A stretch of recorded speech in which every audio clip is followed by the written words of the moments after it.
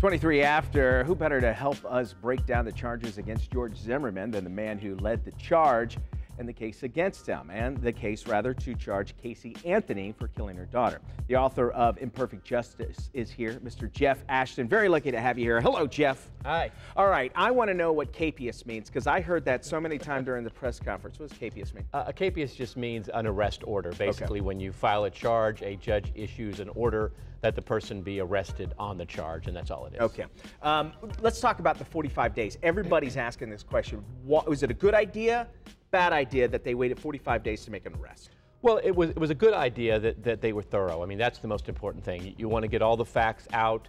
You want to have all the forensics done. You want to have the autopsy report completed. And you want to look at every piece of evidence that's going to come out of the trial before you make this important decision. And I know Angela Corey personally. She's an old friend. And I knew that she would be thorough, that she would dot every I, cross every T, and get it right. And then she made a decision, and I'm glad she took her time. Under a lot of pressure, too. Under a lot of pressure, absolutely. All right, 30 years of your trial experience, your reaction altogether to the second-degree murder charges? Well, I mean, I don't know the facts like she does, obviously. And she mentioned that, too. She said, let's not, you don't know. Absolutely. Okay. There's a lot of things we don't know, and a lot of very important things we don't know. When I heard second-degree murder, the first thing I thought was, she must really have something that contradicts Zimmerman's account. Okay. Because in order to charge second-degree murder, you have to believe that you can prove what's called ill will, hatred, spite, or evil intent. In other words, you've got to have evidence of what's in his mind, and it's not that I'm defending myself, but it's something more. So it'll be interesting to see what they have. All right, Eric Holder came out and says at every level of today's Justice Department, preventing and combating youth violence and victimizing is and will be continue to be a top priority. As our nation's Attorney General and as the father of 3 teenagers, I'm determined to make progress our young people need and deserve. Is this just kind of a blanket statement, or do you think that he's really convicted to do so? Oh, no, I mean, I think he's committed to do so. I don't necessarily think that was just about Treyvon. I think it's a general philosophy that's a good one. All right, indeed it is. We also have some other about the stand your ground law.